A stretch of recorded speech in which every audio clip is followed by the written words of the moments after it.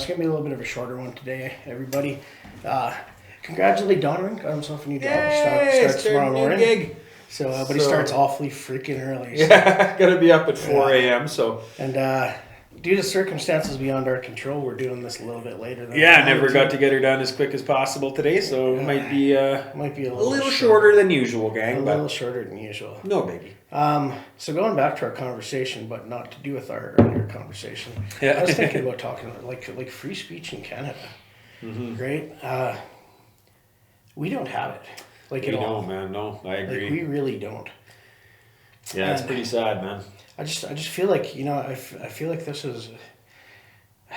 I just recently, I took this poll on, I think it was Epoch Times. Whoa! Spilling my stuff all over the place. Excuse me, everybody. Technical difficulties. A little splashy sploosh. Start her out. Checking to make sure the coffee's At least the new Samsung phone wasn't underneath. They look good. That's a true story. So yeah, I was just reading I did a thing on a poll on the Epoch Times, which is a newspaper or media here in Canada. They're kind of like one that's on the outside fringe, and they did this poll concerning Canada becoming part of America and how people thought about it, and how the one that interests me in this to do with this conversation is it talked about what you like about Canada the way it is. It had a poll with a whole bunch of things you could put that you like. These are the things you like about Canada the way it is. And a surprisingly high amount of people actually voted for this one. They voted for the fact that we have rights and freedoms in Canada and freedom of speech. Yeah, and I was like, that's weird, right? So I didn't put that one when I filled it out, but a surprisingly high amount of people did. A surprisingly high amount of people thought that we had free speech still. Yeah, I think it's kind of, we got this weird situation in Canada where people think we're America in the way our laws work. And they just haven't been paying attention. Yeah, they don't realize how different we are. Right? Yeah, as long as you're agreeing with what the government's saying, you got free speech. Yeah, but as soon as you're like when big things come up, like the COVID or the big C, Yeah, for sure. Yeah, it's like that. All of a sudden, you don't have free speech, and everybody was hating on those people. Oh, for sure. So it's so you have free speech to a point, but not when it goes against stuff like that. Yeah. So we're still able to talk about the stuff we want to talk about right now. Yeah. Which, we're criticizing the government. So we have free speech to talk about what we want to talk about right now. Yeah. But if it comes up to say that this happens with the 51st state stuff, right? There's actually starts being some measures taken by the states to hurt us. They might limit our ability to talk about that. I could see that really good. I was actually surprised, Nate, too. I seen a whole, not surprised so much, but I seen a ton of people hating on. I was reading an article there yesterday. I can't remember which site it was even from, to be honest with you, because I've just read a ton of them lately. But the guy who wrote the article was calling for people like us to talking about it, specifically people who are pro America coming, that they should be sent to jail. What? Yeah. They're like that is what did he call it? He called it basically traitors to the country or whatever, right? Yeah. And he was saying that there was he compared it to something else. It was kind of a crappy comparison, to be honest with you. Yeah. But yeah, he was saying that people who are pro Canada becoming the 51st state should go to jail. And, that is insane. Yeah. It's what? That is insane. Yeah. And this really goes along with what we're saying, right? They believe, a lot of the people on the left believe that if we're not saying things that agree with them, we should be put in jail for having beliefs that contradict theirs. Yeah. And that is insane to me. I consider myself to be a libertarian conservative. And what that means is there are some conservative values that I lean more into the right for freedom than a conservative value, right? Mm-hmm. That's the libertarian part. You can also have a libertarian on the liberal side, and that's kind of a weird thing too, because libertarians tend to really believe in freedom. But if you look at Trudeau's dad would have been considered a libertarian liberal, right? Yeah. He was a liberal, but he actually wrote our the thing that Trudeau walked all over when during Statute COVID. of rights or Yeah, statute yeah. of whatever it is, So Trudeau's dad actually wrote that. He wrote it horribly bad and didn't give it any power, and that's why we can have our rights taken away. Yeah, exactly. Yeah. So the government still has all the rights, all Yeah. the power to do what they want. They can take rights away when they want. Yeah, but he was very concerned with freedom, right? But he was also a liberal, which is kind of weird. And I mean, if you look throughout history, I think throughout history, in Canadian politics especially, both parties gravitated towards the center. I believe I've talked about this before, right? And it's really just in the last 9 or 10 years with Justin Trudeau in power.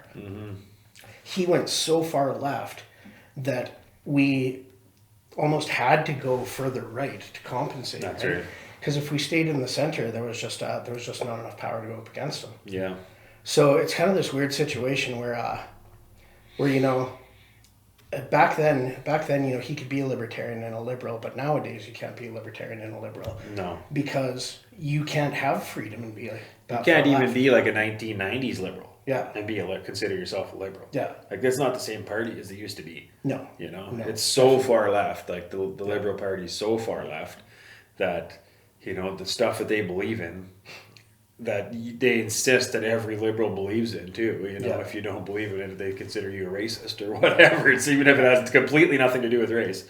You know, so yeah, I don't know. It's pretty crazy that how far left they have gone. Yeah. And like you said, the extremes of that's what's created the most division. Yeah. You know, that's why we're so divided too, because it's like if they were still kind of centrist liberals, man, I remember growing up, I didn't even know what my parents were for like liberal for political affiliation. You know, that wasn't something that people even talked about or cared about, because it was like, yeah, the left, there was conservatives and liberals, but it was like they were human beings first. Yeah. You know, they were normal people that we went and did everything with regardless. I would never ask friends, or friends' parents weren't coming up to you talking about it. Like that was the most important thing in the world, right? But it's like now it's gone to the point that it is very important, because it's like our country's in pretty rough fucking shape. Yeah. You know, and it's basically all because of politics. At least like before the governments that came into power, like you said, like they weren't too far left, they weren't too far right. So it was like whoever got voted in, it was like, okay, yeah, it's crappy, they're not going to have everything on my side, but they're looking out for Canada still. Yeah, still. You know, they still were looking out for Canada. Now we got him in there. Now we got nobody in there. Yeah. You know, really, because now he's the government's prorogued and shit. And we got nobody in there. You can't pass any legislation. But he's still giving speeches all the time about, you know, we need to stand up as Canadians and stuff. And it's like, you're an idiot. I almost wonder, you know, with all the stuff he's promising Trump for the border, like, how's he promising that? Because he can't pass legislation. I know. Because he's prorogued the government. He literally has no power to do anything rather than just keep things running. I don't know, man. It's crazy to me that I think that this is like, for him, it's a win for Trudeau. Yeah. Because you know what's going to happen. I don't know if he can. I don't know. Can he run again? Like, what if he thinks that he's turned the tables around? I think in Canada, you can, like, even if he skipped this time. Well, no, even if he didn't, say for some reason he's still in a spot, he can do whatever he wants. So say for some reason after this all goes down, he thinks that he's won the hearts over of Canadians again and wants to run again. And he's like, you know what? Actually, I take that back. I'm not going to be stepping down. I want to run again. I think I could be the leader of this. Because I think at this, he's taken this as like an opportunity for him, right, to make it look like he's strong for Canada, and he is not strong for Canada, you know. And either is like it looks like what we were talking about in the last podcast there, but like there's a really good chance Carney's going to be the guy. It's looking from what I was reading about everything, you know, everybody's pro Carney. It's hilarious too because they're all doing exactly what we said last podcast. They're all making him sound like, oh, he's a real outsider. You know, he's never been part of government. That's what we need. We need an outsider coming in, and it's like. Oh my God, man! The last thing we need, actually, in all actuality, when you call a plumber, do you call an electrician because he's an outsider to plumbing and he can do the job better? No, you call a plumber. And he's the exact same as Trudeau, or worse. You know what I mean? Actually, you know, interestingly enough, I just actually watched some reporter interviewed the. In England, they have prime ministers as well. Yeah, prime minister. Yeah. So this lady, I can't remember her name, but she was the prime minister of England when Mark Carney was the leader of the Bank of England. Yeah. And they asked her. They said, "What do you think about Mark Carney's economic policies?" And she said, when Mark Carney was in control of the Bank of England, he printed too much money and he put us into a horrible economic spot, horrible economic place. There was just same thing we had here, right? Money's worth less and less because he's printing more and more, right? Yeah. And then the reporter asked and said, okay, well, if that's how you feel about his economic policies, how do you feel about him as a leader? And she said, the Bank of England was run way worse under Mark Carney than any other governor of the Bank of England that we had. Yeah. In my time in politics. And now. Yeah, she said, well, his time there, he was not a good leader. He could not run it well. It was not well run at all. Yeah. That's crazy, man. So that's what we got coming. Yeah, right? That's what's going to be here, unfortunately. And I mean, we all have to remember too. He was guiding Trudeau through economic policies, and he was doing that during the period that they printed all that money. Everything that Trudeau did economy-wise, Mark Carney was 100% on board. Yeah, he was involved with it. And he was telling them to do it. Yeah. Yeah, another thing too, man, is like with the printing of the money and stuff with Carney, it has, I don't know how he can even distance himself from it. I don't know, like, because the media is just biased, I guess, right? Because they don't bring it up. But it's like, that's like the main reason why our country's in bad shape. Yeah. You know? It's like the main one is that they printed way too much money. Yeah. You know? So, like, you can say he wasn't in the government, but he was like the person in control of the printing of the money. Yes. 100%. You know? So it's like he was directly involved in the downward spiral of our country. Yeah.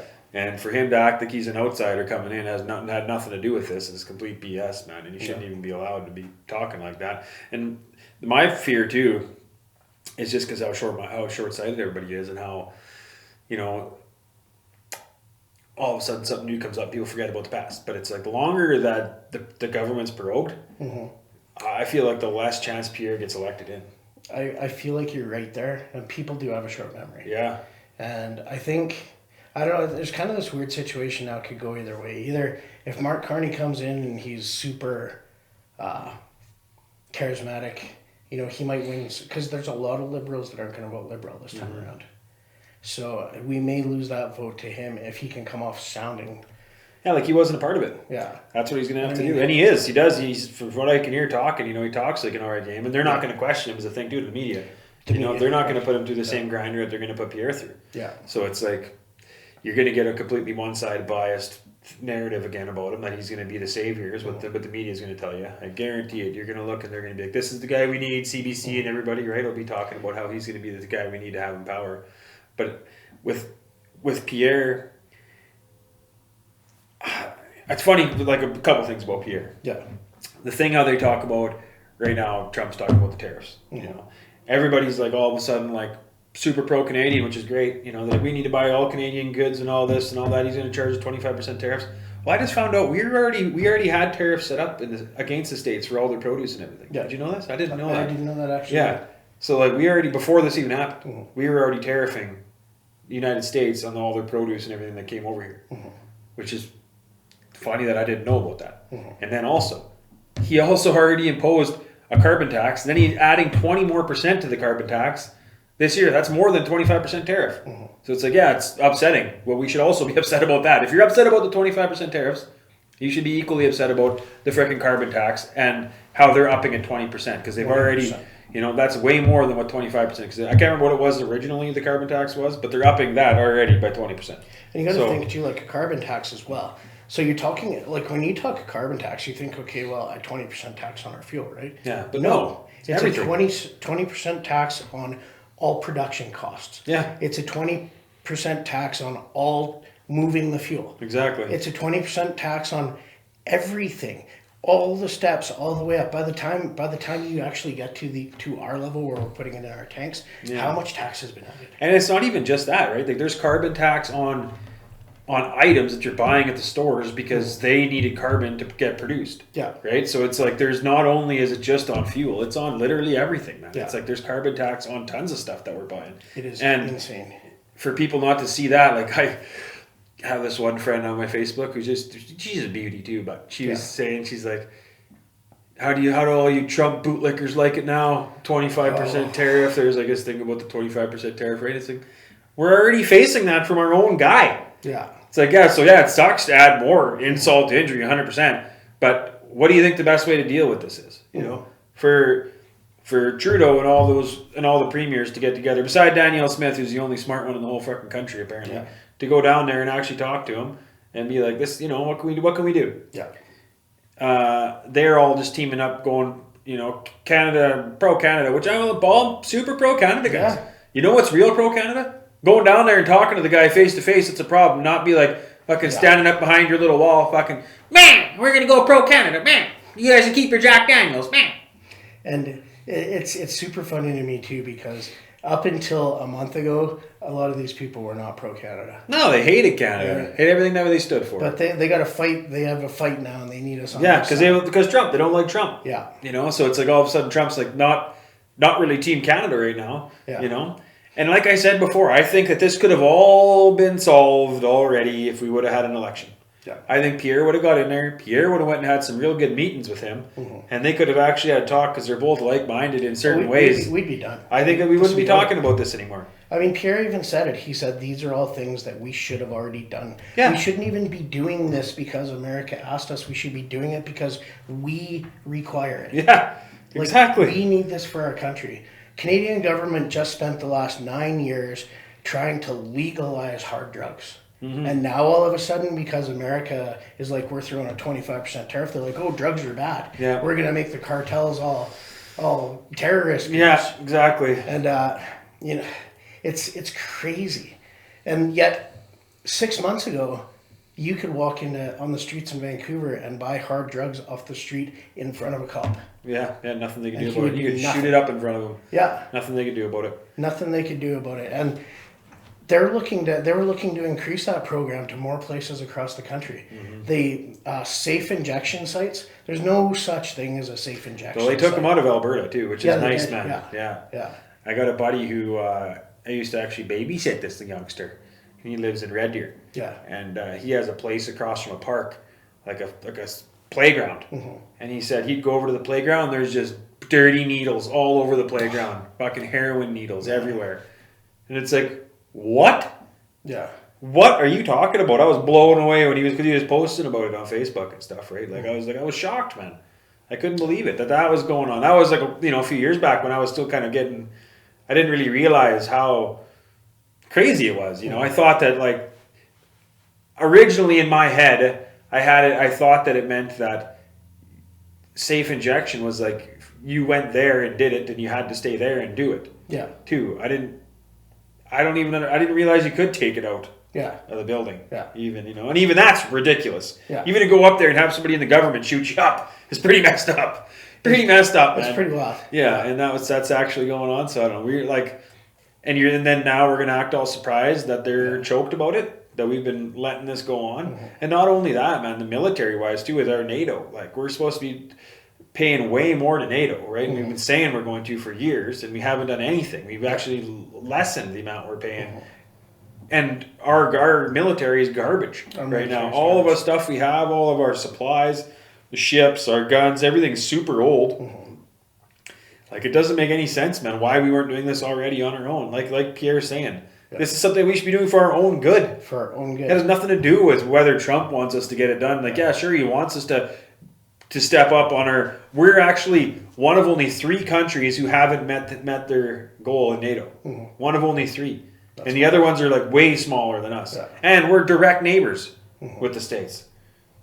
So yeah, of course they're choked and we're not pulling our weight. If we'd have just taken all the shit that we sent to the Ukraine, we'd probably be at our Exactly, number. man. They fucking had the balls at this last summit to stand up and say that we're gonna reach it by 2035 is when he says we're gonna reach our goal, which is like 3% or something. It's like it's a crazy low number of our GDP is supposed to go towards and like right now we're at like 1.8 or 2.3 or some crazy thing. But we're talking another fucking 10 years, he's saying, until we can even meet the minimum requirements. That is insane. And looking at the way the world is today, I don't know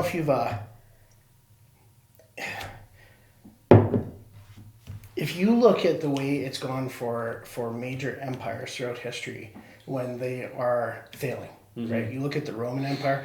I mean, the Roman Empire at the end, they were the biggest empire in the world. Massive. They'd gotten more land than any other empire ever had throughout history.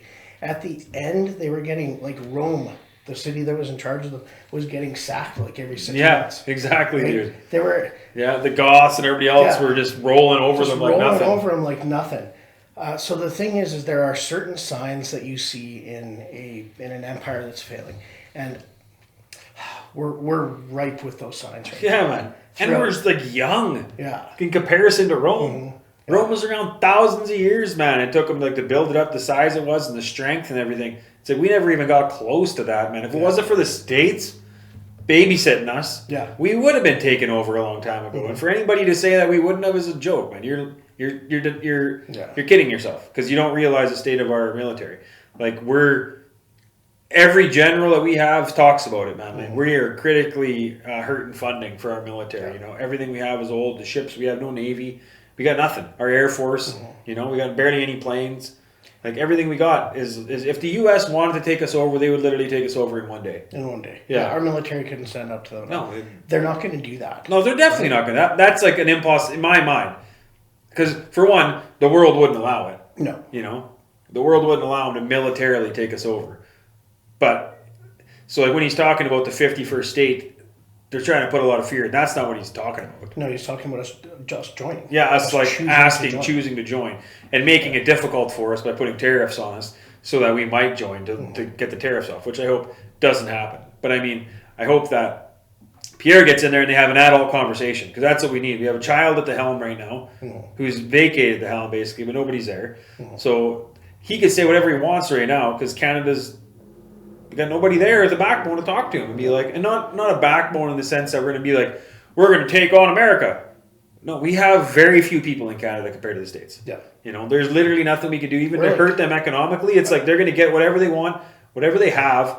Besides, you want to know a funny thing about Trump? I think we might have talked about this before. Yeah. But I just heard Trump talk about it again because like they're lumber. He's like, we got all the lumber that we need. You know, we just got to open up some more areas to it. And he's talking about national parks. Yeah.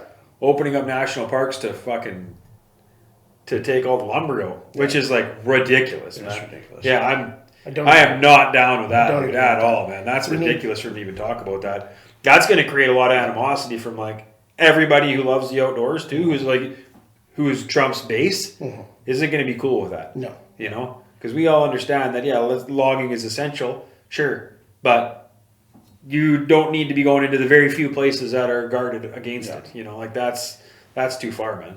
And I almost wonder if that's just a tactic that he's using, though. Because he's got to know. To get our lumber. Yeah. Oh, I don't know, man. I heard him talking about this before this is ever going on. I heard him talking about this in podcasts and stuff, talking about this exact thing. Talking about needing to open up national parks so we can log. Because he's like, they're rich in the resources. Yeah, they are, but they're the only places that are not accessible. And that's why they're still rich in resources. Like, you're going to go in there, you're going to take them out, you're going to fucking mine them, you're going to do whatever. Then you're going to make those areas a lot less pure. Yeah. Like, that's why there's still pristine wilderness in the States. There's still pristine wilderness in Canada. Because there is certain areas that we put off limits to that stuff, right? So the wild can be wild still, and you can go check it out. But, like, Canada has a ton of trees. We do. You know? We do. We got there is a lot of areas that we could still go. Part of the thing I don't like either is that, like in BC here in the mountains too, I almost feel like, and this is just me being retarded, but I don't feel like they should. BC is almost like a whole national park in itself because the mountains are so beautiful and everything's like so amazing. So I don't really like seeing all the mountains get lumbered. All the mountains get all the trees cut down and everything because then you go in, all you see is like just huge cut blocks. The whole mountains are cut blocks, right? And it's like, man, that's sad. Like, why don't we go into northern Saskatchewan, northern Manitoba, northern BC, even where like, and not on the mountains so much. Yukon, you know, all that. We can there's thousands and thousands and thousands of miles we could be freaking mowing down. Still the same kind of quality of trees, maybe not as big, but like that's the thing in BC here. it's one of the last places where we still have some real old growth trees. Yeah. Which, like, to me is really cool, man. For like, I love old growth trees. And There's have you ever been up to Island Lake Lodge? Yeah, dude. That old growth trail, man. It's old growth forest, massive cedar trees. Oh, it's so amazing. They're so majestic. Yeah. It is so It's beautiful. so cool. Yeah. And they want, like, and we're cutting those down still to this day here. You know, Vancouver Island, they got a bunch of them too. Yeah. And it's like, you know, you see a logging truck go by, you know, they got 50, 60 trees on a truck. Mm-hmm. Those old growth, they'll have like one. Yeah. They're so big. Yeah. It's like, holy man, it's unbelievable. Why do we need to cut down that one? Yeah. Come on, guys. It's like, to me, that is something. There is something about that. So I get that. Like, I'm not down. I'm all about, I understand we need resources. Yeah. You know, we need oil and gas, we need mining, we need lumber. But the thing about lumber too is like it can grow back pretty quick, you know, in certain areas. You can grow, and like I think we might have talked about this before too, but I think that they should be doing it a lot like in like marijuana. I was just gonna say do the cannabis plants, you know, because it makes better paper, you can make stronger wood out of it, it's lighter, everything about it makes sense, but it's like the lumber industry has such a hand in that they don't want that to ever happen, right? Because if you make marijuana rolling papers, you can have marijuana in your marijuana. Yeah, there you go. Just the wood itself. I don't smoke marijuana. Bad joke. Yeah. Anyways. Just the wood itself is like if you would make the plants, they make them on the stalk. The Declaration of Independence was written on like paper from cannabis. Yeah. And that's how it all was back in the day. It is 100% a great idea. And you know what I don't understand here? The big argument against it used to be that you can't just allow people to grow marijuana plants because it was a controlled substance and it was illegal. Mm-hmm. But we've legalized it here in Canada. And dude, there's things you can do about that too. Like in order for a plant to actually sprout the like smokable buds of marijuana, it needs to be like whatever it is. It needs to be a female plant, not a male plant. Like the male doesn't produce whatever it is. Trim them. Yeah, and exactly. You need to do, but you could like go Jurassic Park style. Nature might find a way, but you could go like put all male plants out there. Yeah. So that they don't have the buds. They're all females, whatever it is. But just, I mean, there's other ways we can go around it besides cutting down the last few majestic trees we have. Yeah. And you know, why haven't we done that yet? I don't know. I don't get I think it's just because the amount of power and the amount of jobs that are in forestry, right? Yeah. They got people, just like the oil and gas sector has people fighting for it, you know. Mm-hmm.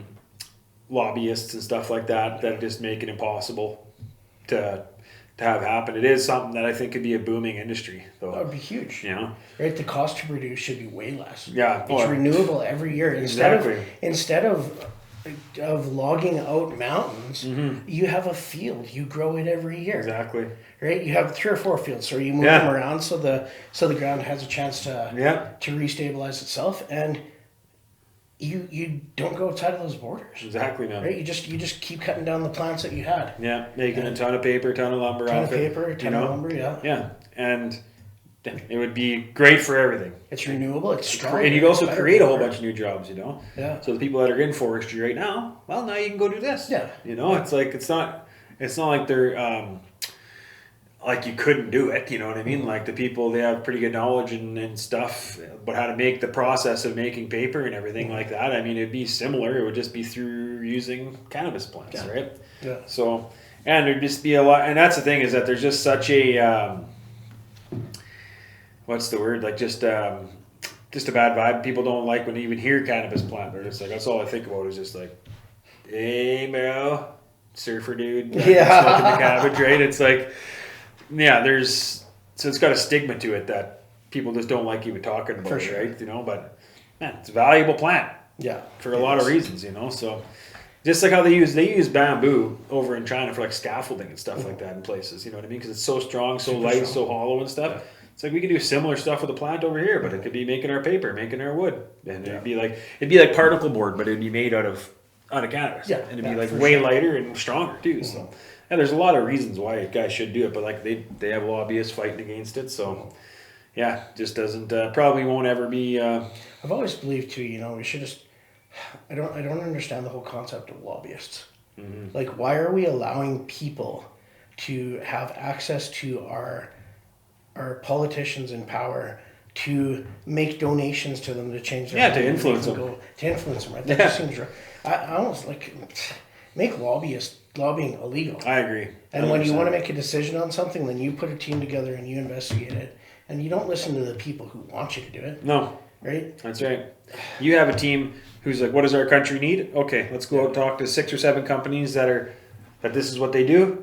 Let's get proposals put together of how they're going to do it, the ways they're going to do it, environmentally friendly, cost, and then they can present their information to us, and we'll pick the best one. You know what I mean? It can't be family run. It's got to be like an independent investigation into it. That's the only way to do it. Because when you constantly have people like, hey man, you hire our company, the old Trudeau, with the S&C Lavalin. It's like that's what happens. Yeah. Exactly. All of a sudden you're getting paid. They're putting pressure on people so that they're the ones who get all the contracts. Yeah. And it's like that's completely not. Yeah, it's just not right. I mean, anybody who.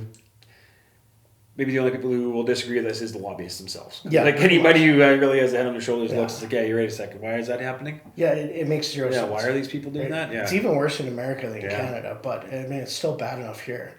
I mean, it all stinks of backroom deals to me. That's how Trudeau is worth $95 million now. Yeah. He was worth $3 million 9 years ago. At with $95 million. What's he make, like $350,000 to $400,000 a year. Yeah. It doesn't quite add up, guys. The numbers math isn't quite there. Yeah, math ain't there. Like Math there's something quite fishy. Is nobody looking into that? Nobody cares. And then over and above that, what's his Trudeau Foundation? Oh, exactly. Dude. That's only his personal. Right? Are they paying the rent? I think they might be able to pay the rent. Yeah, I think they're paying the rent pretty easily. That's right. Yeah. They've been getting a heck of a lot of deals off all these freaking government contracts. So all that kind of stuff, man, is super shady. People that are down for that is pretty nuts. Yeah. And yeah, like they're dealing with that in the States too. They got a lot of problems with that too. And one thing that I was just reading up on, which I don't know a whole bunch about, but I was just talking to Nafy about it here before the podcast started. But because like I love Elon, Elon's my boy. I don't like hearing bad things about the old Elon. Yeah. But that he was like, they said that his whole thing is government efficiency, right? And he's trying to like cut costs and stuff. That's his big thing. I'm sure the articles I was reading were biased on to the left, but they said that he took like a $7 million payment for a week's worth of work, which I didn't even think was. I thought that which I don't even believe because the guy's worth billions. Yeah. So to me, it's like what? Like for $7 million is like us offering somebody $100. Yeah, like I can't see it, man. I really can't see it. He's like, no, in the time we've been talking together, I made that. Yeah, so, exactly. He makes that like per minute. And I was under the impression that he was doing this for free. Yeah. That he was not pulling a paycheck. That's what I was under the impression of too. So I don't know. This article might have been completely facetious and full of shite. And there's so many articles out there right now that are like I was telling you. There's a bunch of articles about the Department of Government Efficiency has been given access to the American Treasury, to go through their records. Well, of course they have. Yeah. Their whole reason for being is to go through every American institution and find ways to make it cheaper to run them, or whether they're even needed at all. Yeah. So of course he's been given access. And they're saying, well, he wasn't elected. He shouldn't be able to do this. Everybody who works there wasn't elected. That's right. They all got hired They work for the government. Yeah. He works for the government. Yeah. Yeah. Right? Yeah. And old Fauci, like Nafy said earlier, Fauci wasn't hired on. Look at all the access he got and what he was able to do to the country, too. Yeah. And a part that's still, as Peter Griffin would say, one thing that still grinds my gears is that they pardoned Fauci. Yeah. Without actually having preemptively pardon somebody is like that should show everybody out there. Yeah. That he did some pretty bad stuff. Yeah. If they're doing it before he's even under investigation, just in case anybody looks into him, so they can't even legally look into it. It's like he did some really shady shit. Yeah. So. Oh, for sure. And like let's make it clear. Trump can maybe guide somebody to be investigated for something, but he can't make up the evidence. That's right. Right? If somebody's going to be investigated, they're going to have to go through a court and either be judged by a jury of their peers or by a judge. It's their choice, as far as I know, in the American system. Yeah. And they are found guilty on the evidence. Mm-hmm. So when you preemptively pardon somebody, that makes me believe you're worried that there might be some evidence. There's probably a lot of evidence out there and you won't have to look too hard. Yeah, and they're going to find them. Right? So. And I've always said that I believe that Fauci should be He should see some major ramifications, Yeah. maybe up to and including, I don't want to say it. At least jail for a long time. At least jail for a long time. Maybe life in prison. Just for what he did to those puppies. Yeah, well, that too. Like the puppy thing's crazy, but just look what he did to everybody. Yeah. You know, For it's what hard he to does. pinpoint. You know, like Jeffrey Dahmer was a serial killer, guys. He ate people. Mm-hmm. What's the definition of a serial killer, though? Mm-hmm. Is it somebody that, like, I don't want to say like that Fauci was a serial killer, but it's like at the same point, if he knew that this was let out of a lab, okay, you know, we don't know for sure, but say he knew that this got let out of a lab. He knew the masks weren't going to help. He knew the jab was dangerous. If he knew all this stuff and then let it out and didn't say anything, was covering it all up, you're at least accountable for some of these deaths that are out there. You know, you're part of it, part of the reason why it's happening. So it's like, you know, at what stage, like what kind of a crime is that? Is he going to get a slap on the wrist? I would think it'd be a lot more than that. It should be. It should be. You know, it's like we're talking about people's lives here. Like, I heard a good quote there a while back. Was like, say Nate, say tomorrow I was like, I'm going to give you $1 billion. You'd be like, yeah, hook me up with $1 billion, please. Yeah. But I was like, but Nate, there's one catch. You're not going to wake up tomorrow. You'd be like, oh shit. Yeah, I don't want it. Yeah, I don't want the $1 billion. Then, you know what I mean? My life is worth, to me, my life is worth more than $1 billion. That means if you offer somebody $1 billion, there might be the odd person who would take it to live like a billionaire for one day and die. Yeah. But the vast majority of people out there value their lives more, and they're going to be like, no, I don't want the money. Yeah. You know? So, to me, our lives are worth a heck of a lot, man. And for him, it seems like life was pretty cheap during that time. Yeah. You know, for his personal gain, he was willing to hurt a lot of people. Yeah. So, I don't know, man. And I mean, there's been some rumblings of, and as far as I know, some actual evidence that he was in direct contact with that lab. You know, that he... Well, he funded it, I heard. America. You know? Yeah, they were funding. Yeah, they were funding the lab itself. And they I was recently watching one of our old podcasts and we were going over what they called it, what they're trying to do with... Gain of function. Gain of function. Yeah, they're weaponizing. Yeah. Weaponizing viruses, right? And I'd heard some rumors too that this one was probably one of the weaker ones they had in there.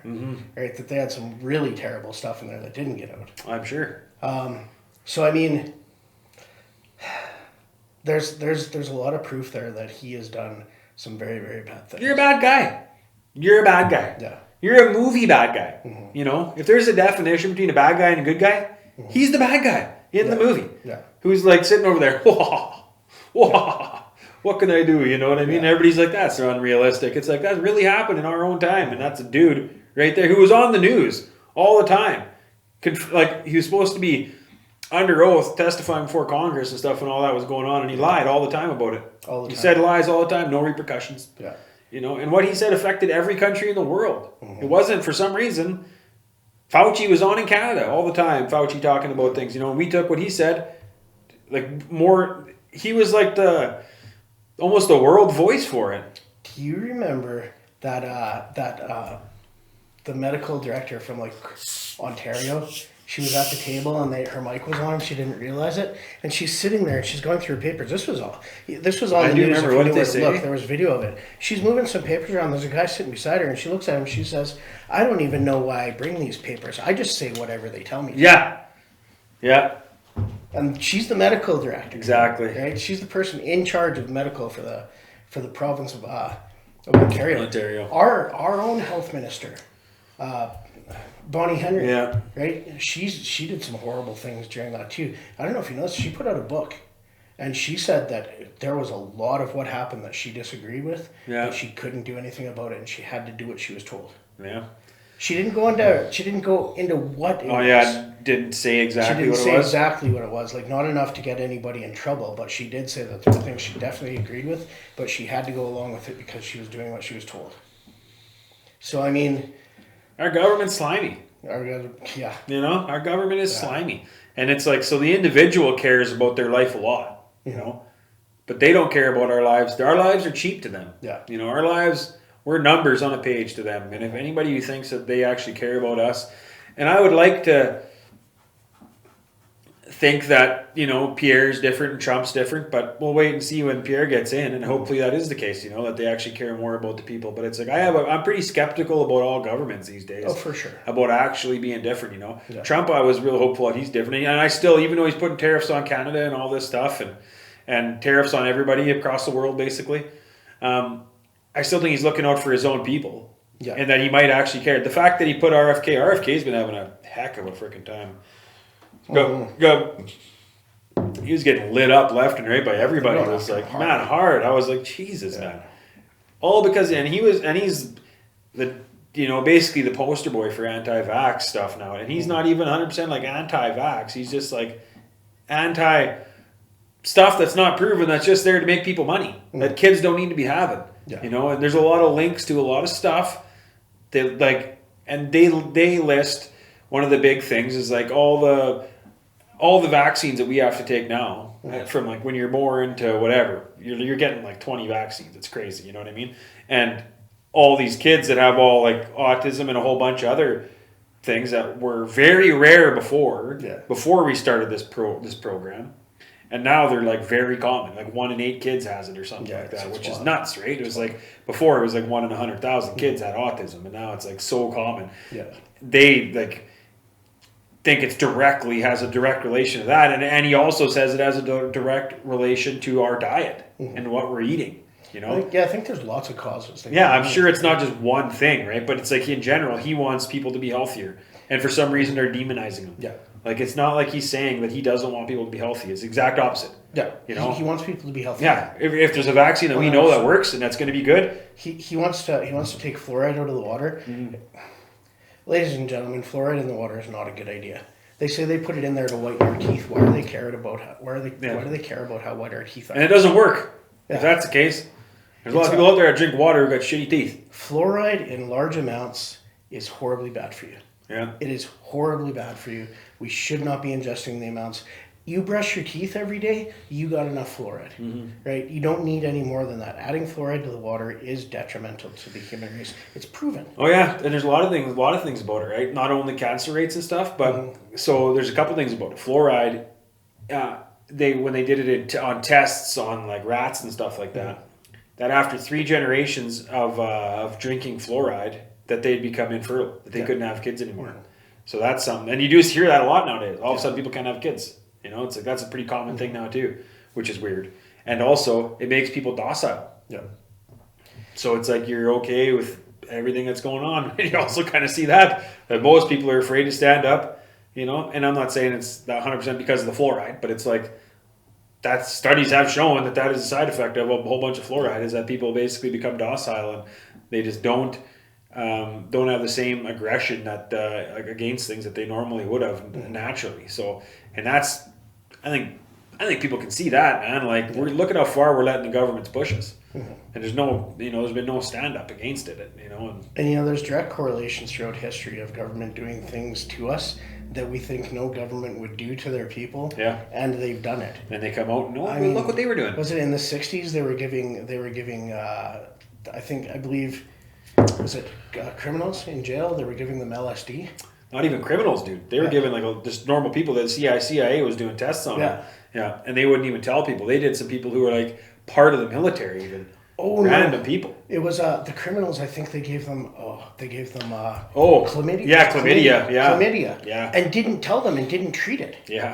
Insane, man. Right? I mean, the things they've done throughout history is too shocking, and people don't hear it. Right? It's like, you're crazy to even say it because it sounds crazy. It's like, what are you talking about? Who's okaying this and who's thinking about even doing that? It's like, I don't know. But they're movie bad guys. The people who are doing it. There was one story about a guy. He was in the military in the States, I believe, and he got randomly given LSD. And I've never done LSD, but like we were talking about in the previous episode there, we got into the mushrooms a couple times. Go back and watch the previous episode. It was great. There's some tales, and it's not even like we're super mega doses of the mushrooms. He just had some mushrooms and had some crazy shit. LSD is 1,000 times more powerful than mushrooms. So this guy had no idea that he was doing LSD. And he was at a hotel. They dosed him with LSD. he fucking jumped out his window from like the top floor, thought that there was like demons and shit in his room, like he didn't know what was going on, jumped out of his room, and his family ended up like suing him and the government and everything, right? And it was like a big deal back in the day. And that's how they found out that the CIA was drugging people, and it ended up being because his family like looked into it and they did tests on him. They're like, yeah, he was high as hell. Like, and they're like, what are you talking about? Like, so and I can't remember what operation. Every conspiracy, it's all like operation. You know, they all have a name. Like I think it was Operation Northwoods was the CIA when they had the CIA had people going into Cuba during like the Cuban Missile Crisis and stuff. Project Paperclip was that was a huge one. Yeah, our Operation Paperclip when they brought over all the Nazis from Germany and stuff, right? And they didn't tell anybody about it. Nobody even believed that. I remember telling people about that. That was crazy. 15 years ago only. At the bar one time I was telling people about it and they're like, no. That didn't happen, man. They're like, you're retarded. That did not happen. You're so stupid. I was like, man, this isn't even a conspiracy. This is like, he's one of the main guys was part of the freaking Apollo missions. Yeah. Werner Braun. He was one of the main people. He was like running NASA or something. Yeah, right? man. He was their main rocket guy. Dude. Like, it was wild. They had hundreds of scientists that they went and took. They gave them all new identities, lived the rest of their lives in the States. They were SS officers. They were terrible people. But because of the smarts that they had with rocket technology and stuff, that they let it go. Nazi Germany, if you look back through history, Nazi Germany actually had, they were so far ahead of most other countries in technology and their understanding of science. And they, when we finished the war with them, America and Russia both fought to get Nazi scientists. Yeah. And also, I don't know if you know this, also Japanese scientists.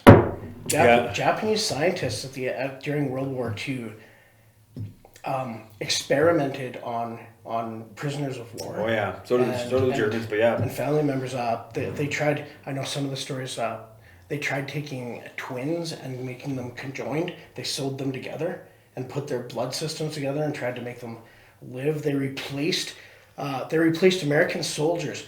This is crazy. They replaced American soldiers' blood with ammonia to watch how long they would live for. And at the end of that war, America was like, hey, just come work for us now. Yeah. You want to know what's crazy too that they said, like how they justified it? I remember reading something a while back where they said that they advanced our understanding of like medical practices by like hundreds of years. Yeah. Because they were actually doing testing on live humans. Yeah. Right? Like normally testing goes on rats first, you know. Yeah. First it's like on nothing and then it's like on rats. And eventually after decades it might get tried on a person. Yeah. You know, but it's like they were trying everything on humans just like right off the bat. All these prisoners of war. So like they advanced medicines and shit like, you know, centuries because of what they did. So that's how they justified it, right? And we just freaking brought them all over, man, and gave them new identities, gave them a huge paycheck and looked the other way on all the atrocities they committed over the past freaking 4 or 5, 10 years that war was going on, you know? So, I don't know, man. Our ability to look past what people have done and expect the rest of the world to just, you know, adhere to every single rule that gets placed throughout the day, but then there's like real movie bad guys that are out there just living amongst us. Yeah. And if you look throughout history too, I mean, we think of things that are bad now that are done in wars today. You see a school get bombed accidentally or something, and there's so much uproar. During World War II, that was every day. Yeah. Every day. The Americans, I believe you brought this up in one of the previous episodes.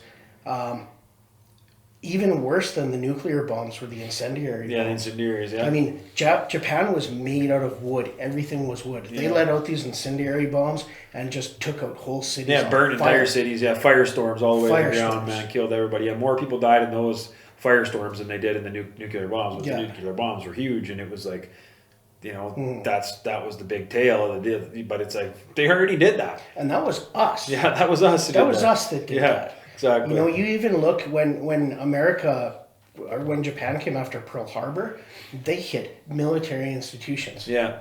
Right? They didn't hit civilians. That's right. They came in and hit military institutions. Yeah. I cannot think of, off the top of my head, I cannot think of any situations in World War II where Japan did bomb American civilians. Yeah. Yeah, I don't think they did. We sure the fuck did, you know? Oh yeah, fuck, dude. And not only there, I mean everywhere, right? Like, but don't like Germany did too though. Oh yeah, Germany was fucking bombing the shit out of fucking London and France and everything else too, right? So it was like Germany was horrible. Yeah, they did it, and then England and everybody did the exact same thing, did it back, right? Bombed them and shit. Because like originally, no, right? It was like military installations is what's going to be bombed. Yeah, but then when Germany started doing that, it's like, well, fuck, man, you got to, because they want to kill the spirit of the whole population, so they surrender. Yeah, right? It's like what they're trying to do, and it's like that's how they do it. They're like, okay, well, if it's not going to work with us bombing the military places, then we need to start bombing civilians so that the civilians aren't behind the war. They're like, stop this war, do what you need to do to stop the war. I was just thinking too, I should really clarify here that I said that Japan didn't bomb any American civilians, and I think the reason for that is because there was never a need for it. I'm not sticking up for the Japanese. Yeah, too far probably too. It was hard for them to do it. Exactly. They got the one surprise attack. But what Japan did to China was just as horrible. Oh yeah, they were ruthless, man. Ruthless, man. Ruthless. Like holy shit, dude. They didn't even think of like, man, human life is cheap. Yeah. Holy man, dude. I don't know how you could. I guess it's because we're not sociopaths, Nate, but. Was everybody crazy back then? Everybody was a sociopath? Because, like, how do you not put yourself in that person's shoes? Yeah. And be like, man, what am I doing? This person's screaming out in agony. This person's that. This person's this. This person's got a family, and I'm just looking at him like he's nothing. Yeah. It's like, how do you get to that point, man? When you're fighting in a war like that, I would imagine you just get so desensitized. Yeah. And at the end of the day, it's like you kill that guy or you're dead. Yeah, I understand that. Like, when you're in a battle. Yeah. But it's like afterwards, say, yeah. When they're doing all these tests or they're torturing people and shit, it's like, in the heat of the moment when you're in a battle and it's like fight to survive, when you're in a hand-to-hand combat, you got to shank this guy in the neck or else he's going to kill you. Mm-hmm. There's a lot more. It's like a necessity immediately. But it's like after it's all done, they've surrendered and they're your prisoners now. Yeah. And then you start torturing them afterwards. It's like, yeah, and they did that to a lot of soldiers. Dude. Oh yeah, a lot of American soldiers got tortured, man. It went all ways. Everybody was doing it. Mm-hmm. It wasn't on any one side. Oh, for sure. Russians captured a bunch of Germans. They tortured them. Germans got torturing people. It's like Japanese were torturing people. Chinese were torturing people. Everybody was doing it. But it's like, shit, man. Mm-hmm. How is that just so? And I guess, like you say, it's I guess because they were so battle worn that it was like they were just sort of desensitized to the fact that these were people. Mm-hmm. It was like they're just whatever. They're less than them is what people end up thinking, right? They're like less desirable people. That's why we're killing them. It's like, so I don't know. And speaking of that, we never brought up Russia at all. Russia was by far the worst of all of them. Mm-hmm. Russia. They called it the rape of Berlin. When Russia came in, they raped and pillaged and killed and destroyed, and it was just what Russia. I mean, I understand Russia was attacked. Yeah. But what Russia did to the German people on their way back was just wild. Yeah. It's just what was it, 20, 30 million people? War is crazy, man. Yeah. War is fucking crazy, man. And it's like that's what we're fucking little sidebar, Nafy. Did you hear about Trump wanting to take over? Or want to go to Gaza? Did you hear about this shit? Yeah, dude, what the fuck? He wants to make it a resort community. Dude wants to make it a resort community. Yeah. You know Candace Owens, eh? Yeah. I always liked Candace Owens. I like Candace. And I still do like her. Yeah. But I don't know what the fuck her deal is, why she's choosing to stand on this hill. And she's like super pro Gaza, super pro Palestine. Really? That's why she left the Daily Wire. I do not understand. She was like saying like, fucking. Wasn't Candace Owens or Brett Cooper? No, Candace Owens left first. Okay. Yeah, well, because Ben Shapiro is fucking Jewish. Yeah. And she was like going off on the fucking Jews. Yeah. And it was like, Ben was like, we can't have this shit. Like, what are you doing, right? I don't know if I think she has left. But then I just watched a thing the other day where she was showing these clips of Trump talking about, he's like, there's nothing left in Gaza. There's nothing left. There is. It's rubble. There's nothing left. It's complete rubble. He's like, so, we want to build. But he's like, ideally, we'd ship the people that are there right now to Israel or to Jordan or somewhere. Not to Israel, to Egypt or Jordan, and rebuild it and make this like a destination place. Like make it a nice place where people would actually want to go. And but he's not saying that he's going to rebuild it for them, the people that are there. Right? He's like, we're going to ship them out, and America's going to own it. and we'll move people in there. Yeah. And Netanyahu's all about it, I think. You know, Oh, if he is, but why wouldn't he? The end of war, right? Yeah, for him. But you know, there at the same time, it's like, okay, the reason like that this area has been fought over for thousands of years is because of where it is. Yeah. You know, it's like very religiously important areas and stuff around there. Like, so people don't just want to up and go. But that's funny because it's counterintuitive to what they've been telling us the entire time. Because they were talking about, ever heard open air prison? How many times have you heard open air prison? It's an open air prison. Mm-hmm. They can't leave. It's like, well, now we're giving them an option. Yeah. They can leave. Yeah. And they can go. They're even talking about building entire new communities for them. Mm-hmm. They're not. We don't have to move them in. Trump was like saying that we don't have to move them into a town. We'll build a town. Yeah. We will build a city for them where they can go live. You know, it'd be all brand new infrastructure, everything new. It's like, wouldn't they want that? But it was weird to see Candace Owens was like, so she was just fucking tearing him down for saying this and shit. And I was like, I thought it was pretty outlandish and wild thing for him to even say too, to be honest with you. Like, man, he's sure taking on a lot of shit for like his first couple of weeks, man. It's like, what is happening, dude? He sure is. You know, I guess Greenland, did you hear what Greenland said to him? Which part? I've heard a bunch of things. Fucking, he straight up told Fred, he said, we got 2 words for you. Fuck you. Yeah. Because Taking over Greenland. And the Prime Minister said that. I also heard that Greenland had gone one step closer to being in a situation where they would become part of America. Oh, really? Yeah, something about their I can't remember what it was, but I think they were a step closer to getting away from who's controlling them right now. Aren't they independent? I thought it was like Norway or Sweden or something that was in control of them. Maybe it's Norway then. Yeah. But yeah, I thought Greenland was considered its own country. Yeah. But yeah. I think we're seeing a lot of propaganda right now. Yeah, we don't know either way, I guess. We don't know either way. I think, what do the people of Greenland think? This is something I thought about with Canada too. If I was a premier of a province right now, I'd be like, why don't we just throw it out there and have a referendum? Let the people decide right now. I can guarantee you, Nate, the places like Ontario, all those places aren't going for it. Just for this reason alone, I was thinking about this too. So say we do, hypothetically we became the 51st state. Yeah. Okay? What's one of the main talking points of him right now down there? Immigration. Deporting people who are illegal immigrants. Well, shit, Canada's got a ton of them. You're not wrong. So all of a sudden we're part of the States. Those people are put on the platter. Yeah. So there's definitely not going to be voting for that. You know what I mean? And there's a hell of a lot of them. And there's people that are, who agree with that kind of stuff too. That wouldn't be voting for it either. Yeah. But who knows? Well, I think. But I just can't see like the people. And all of a sudden too, Nate, it's just like we were just talking about. All of a sudden now there's all these pro-Canadian people coming out of the woodworks who didn't give a crap about Canada 2 months ago. And I think that a lot of that is propaganda too, right?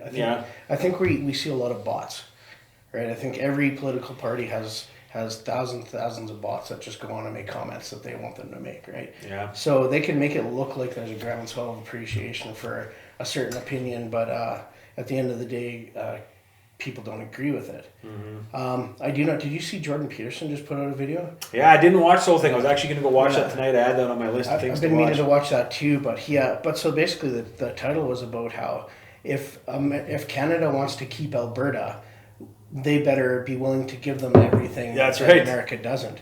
Because I guarantee you America wants Canada. Well, I just Alberta. Alberta.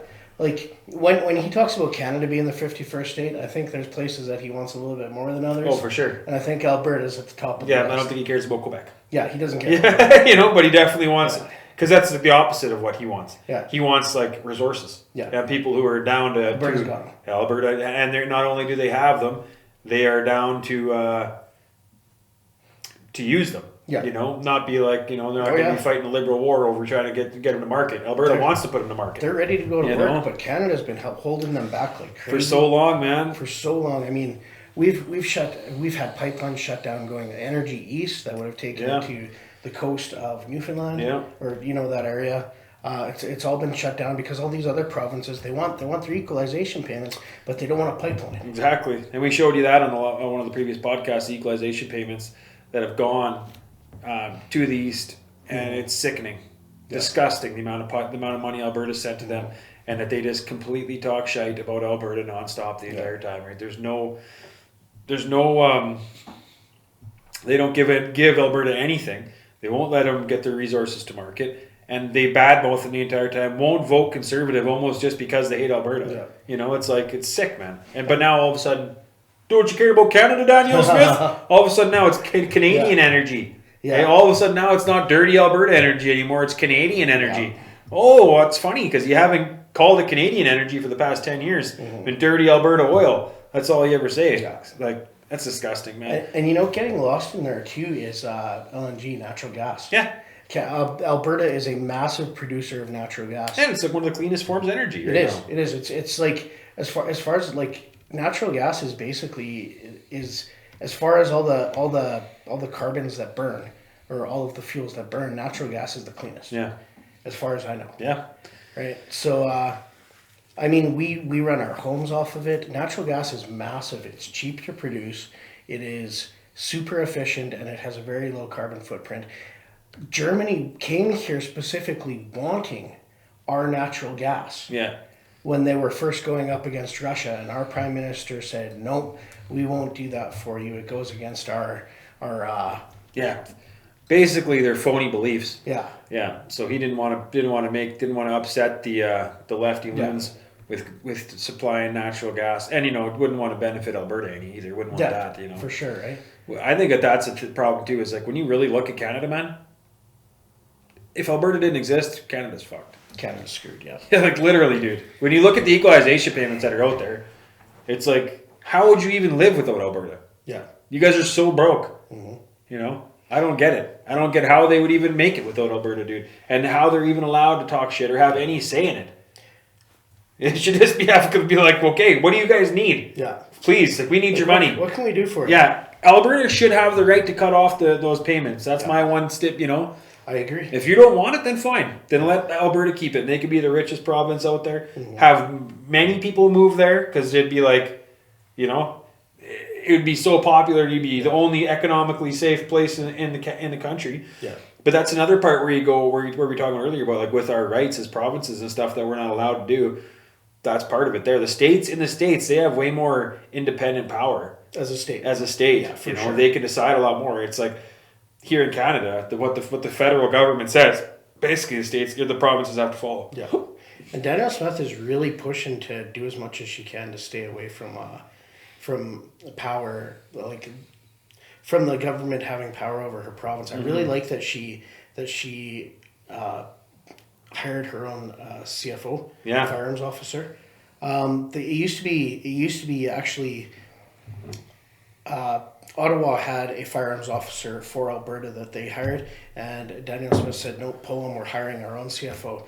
And they've done this really interesting thing where it's kind of a gray area where they're going against the gun laws as much as they can. They're basically, their CFO is saying this may be against the law, but we're not going to prosecute it, right? Which really sucks. It sucks for people because if you have a gun that is on the banned list and you decide to take it out, what that means is the conservation officers, the COs, are not going to charge you.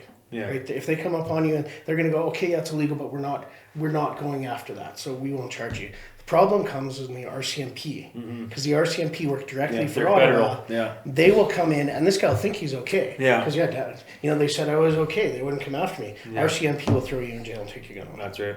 And not only that, they'll take all your guns. Take all your guns. Yeah, that's the authority they have, right? Yeah, for sure.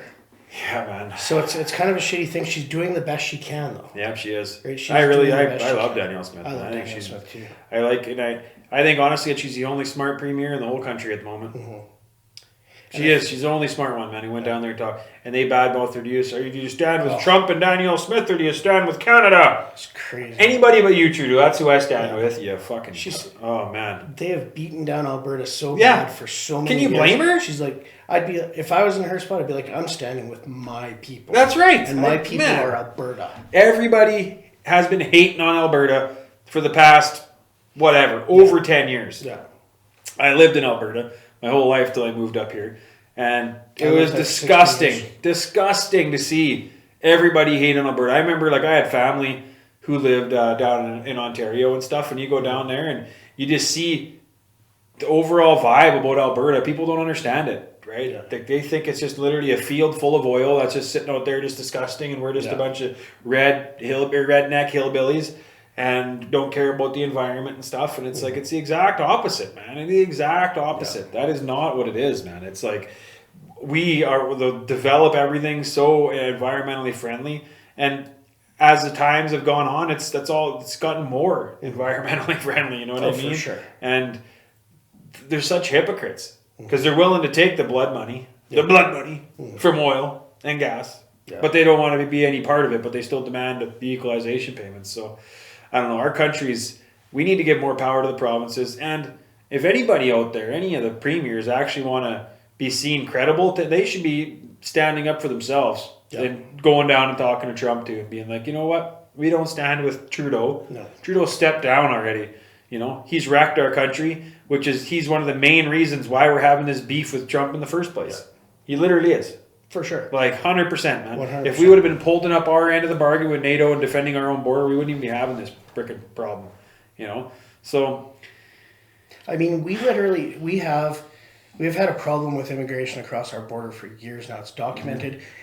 The news agencies have done story after story on it. We set up at this very, very popular crossing place. I think it's in Manitoba or Saskatchewan. The federal government set up a place where these illegal immigrants could come and get warm and figure out what government projects would work in their favor and where they could go. They were turning nobody back. yeah. In fact, when Donald Trump said he was building the wall in Mexico, our prime minister got up in front of the news and he did what he always does with Donald Trump, which is why Donald Trump is after him, why he hates him so much. He went up there and he said, Donald Trump may be doing that, but we welcome immigrants in this country. Come on here. He used almost those words. He was like, come to us and we will accept you. Yeah. He put out the fucking invitation. Yeah, for as much illegal crossing as he wanted. Yeah. And now he's like, oh, I gotta pretend that didn't happen. Exactly, dude. That's the thing, man. Now he's gotta you did all this, man. And the people who were upset at Trump, you could be upset at Trump. Yeah. But you should be more upset at Trudeau. Like, he is where it all started, man. He's the reason why we're going through this whole situation in the first place, man. He was not putting Canada first ever. He was putting Canada last. And not only that, we share a border with the United States, man, which means we need to hold up our end of the bargain and try to make it secure as well. Yeah. And our responsibilities to NATO. So we're not just like, what I feel like we are, especially with how Justin Trudeau talks, like a tough game to well, even look at this with Netanyahu. He's like we're going to consider him a war criminal if he comes to Canada. Yeah. He's going to arrest him. What are you talking about? Like, what our military is a joke. So he's there lipping people off, and then if something ever does go down, he's going to be like, Donald, help us, please, Donald. We're not in the right spot to defend ourselves, Donald. We need the states to help us. And it's like, one of these times, if you'd be like, fucking shut up, no. I've been telling you for 10 years to get your shit together, and you haven't done it. Come on. Yeah. Fuck, man. I don't blame them for being disappointed in our relationship. No, man. not Because at all. when you have a guy like Trudeau who puts everything ahead of security and our own, like Pierre said, this is stuff we should have been doing for ourselves. Never mind what Trump said about it. Like we said that we were going to meet this benchmark for NATO to the bare minimum for NATO. We were going to meet the bare minimum. We can't even do that. Now he's talking for another 10 years. It's going to take till 2035 to meet the bare minimum requirements. Mm-hmm. Man, we're not holding up our end of the bargain. We're like the little brother who just lips people off and expects the big brother to come help him out when that person wants to fight him. You know what I mean? It's like somebody eventually is going to. If it wasn't for the States, somebody would have already came and tested Canada. Yeah. You know what I mean? Yeah. The only reason they haven't is because the States has had our back, man, and we're tight. And if we lose that relationship, we're in trouble. We are in huge trouble. We're in big fucking trouble, man. Because, I don't know if the States would ever let it get to that point, because then they have a hostile neighbor on their doorstep. Yeah. You know what I mean? So it's like I feel like they would jump in regardless, but you don't know. I feel like they might let us get a black eye at this Yeah, point first. that's right. Yeah. You know? Yeah. They might Okay, let us- now we'll step in and dominate. We'll take a little beating, and then they'll step in and be like, okay, let's shut this down. That's right. Now you're going to listen to me next time I tell you to beef up your military, boys? And you know what, to be brutally honest, we have a country, we are, the second biggest country in the world? We have a massive coastline. We have all of our area up north that's been contested for like 20 years. Yeah. Right? They've been fighting with Russia and other countries on who owns the Arctic for like 20 years. Yeah. And they knew that was going to be a big thing. I remember reading articles on it when I was a teenager. So that's over 20 years. That's 27 years ago. So we've got that. We've got all of this area that we need to cover. And we have just let our military go to the point where we literally can't do anything anymore. Yeah, we don't have anything, dude. We have nothing. We have nothing that can go up against any military in the world. Yeah, really. Like even smaller ones. Like, we really don't have... It's pretty pathetic. Yeah. And not for lack of people who are committed to the military. Like people who are actually in the armed forces and stuff, man. Yeah. They're real deal people who are care, and they could be real deal soldiers, you know what I mean? But when they don't have the supplies, they're all going to tell you the same thing, man. Mm-hmm. You know, it's not because, and that's why recruitment's so low. Yeah. Why would anybody want to join up in the military in Canada here right now? Jesus, man. They don't look after the veterans. They got no gear, you know. I remember I was talking to a guy that was in the military. He was over in Afghanistan with the Canadian Army. They went over there, and all the Canadian military had was green camouflage uniforms. So they went to a desert with green camouflage uniforms. The Americans had to give them uniforms. Had to give them desert camouflage so that they wouldn't get their asses killed out in the middle of that. And standing out like a sore thumb. Standing out like a sore thumb in the middle of the desert. They probably all have all the uniforms are usually got bullet holes in them. Yeah. Fucking took them off the corpse. Could try to save a buck or two. Yeah. And fucking disgusting. The other thing was, so they would go out and they would do every night. They would go out and do patrols, right? Mm-hmm. And they would have to do them in the dark. And they would go out and they had their vehicle had a gun on top of it with night vision. Mm-hmm. With night vision, so on the gun, so they could aim it, right? Yeah. So they were driving around in this armored vehicle with the gun on top with night vision, and the guy would stand up there manning the gun, pointing it around and stuff. And he told me, he said, we would get up there and we'd get on this gun and we'd go to man it, and none of the people out there knew we didn't have batteries for the night vision. No, Jesus. So man. we pretended that we could see. We were moving around like we could see. Holy shit, man. So that they would think we had night vision, but we didn't. That's nuts, man. But yeah, that's the kind of predicament that our military's in. Can't even have batteries. It's crazy. It's sad, man. It really is sad. Too, because there's a lot of people, man, who are patriots who would love to join the military, man. I would love to be able to say like I was in the military. Yeah. What's the point of joining Canada's military? It's honestly, like in the States, at least, it's like.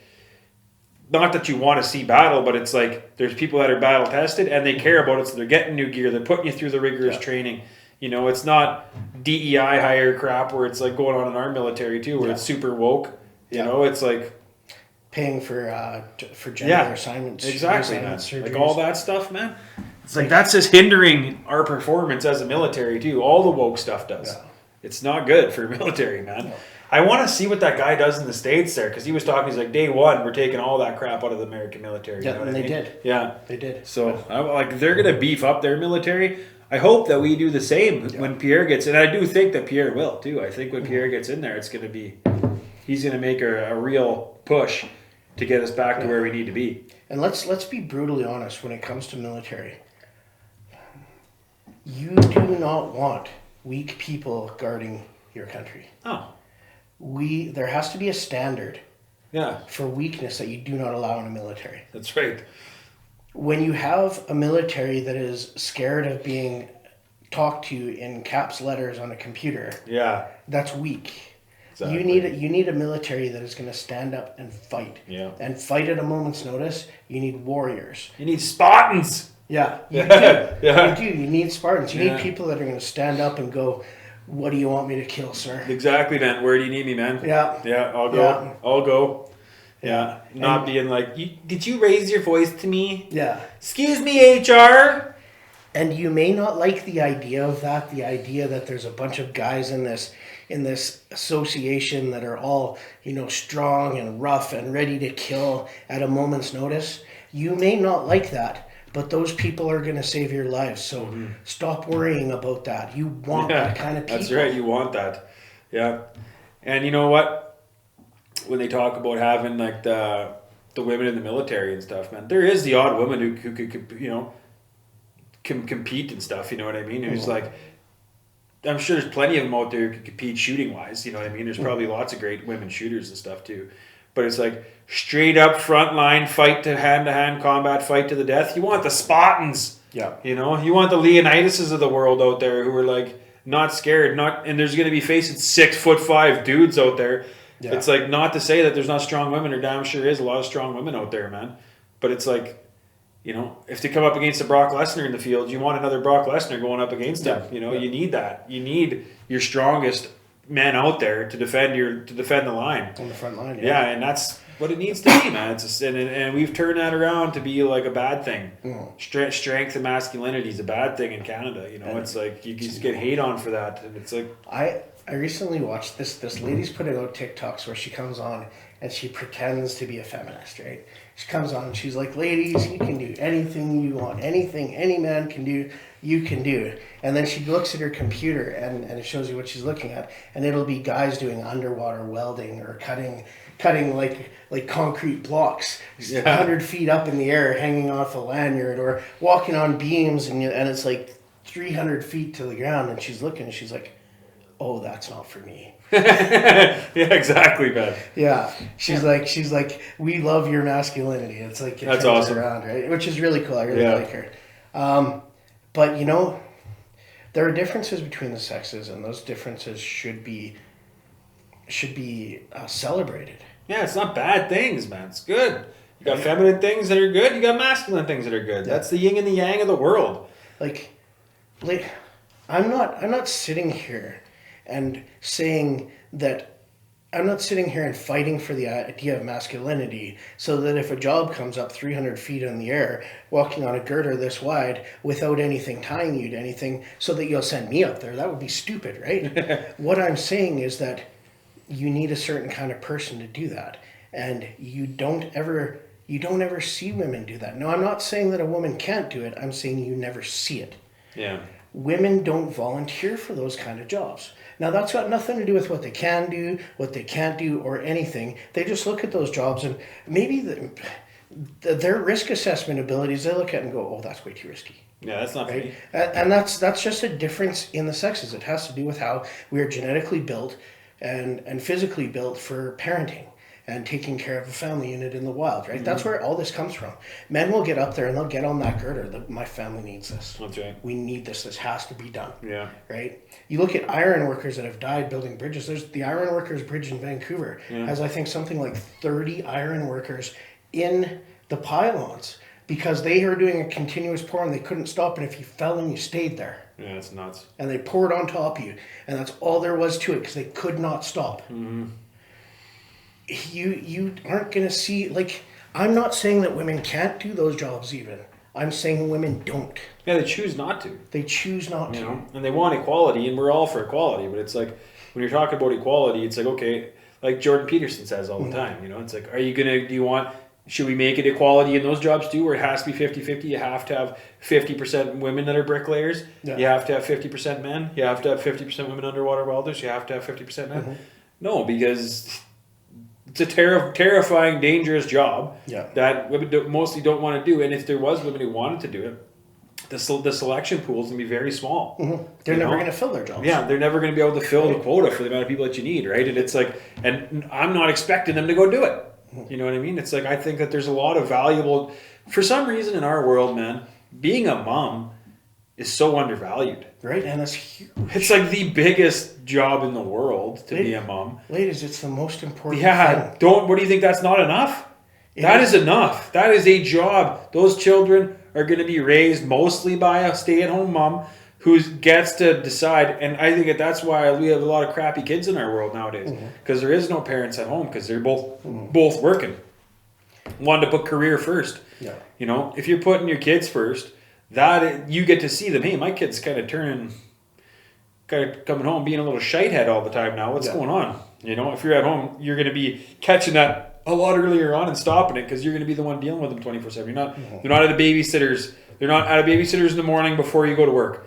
Then the babysitter takes them to school. Then they go to a babysitter after school, and then finally you pick them up at 6 o'clock when you're done work. You make it back. You pick them up. You put them to bed at 8:30. You get to see them for an hour and a half out of your day, and then you go to do it all over again the next day.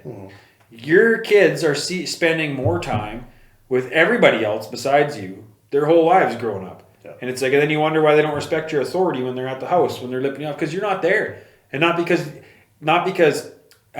you can't be. There is, we can make it work. It's hard in our lives right now to make it work with one income household. You know, it's tough, but it's doable.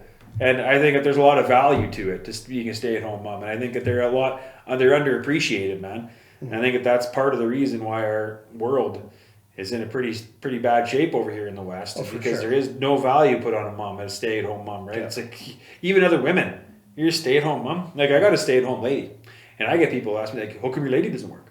It's like, because I don't want her to. Man, we're raising 3 kids at home. She has worked already in the past. And we realize that, like, man, you're missing a heck of a lot when you're working. When you're both working all the time, man, you're missing a lot out of their kids' lives, you know, from everything. All their little stuff that they want to, when they get to come home and tell you about it, they've already told their babysitter, they've already told everybody else about it. When you come home, you just don't hear about it. Yeah. You know, it's like you're the last to find out about things because you're there last.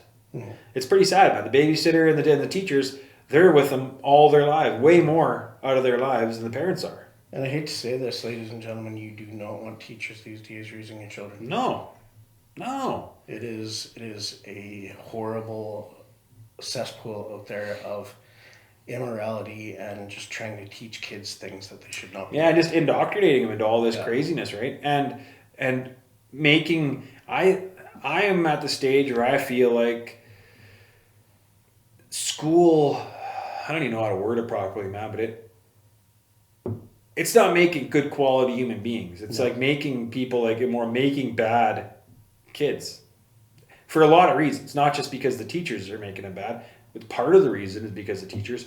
Part of the reason is because they have all these safe spaces. There's no trouble. You can't give anybody trouble in a school, you know. So it's like kids are just running wild, doing whatever they want, leave class whenever they want, don't got to stay home swearing at people.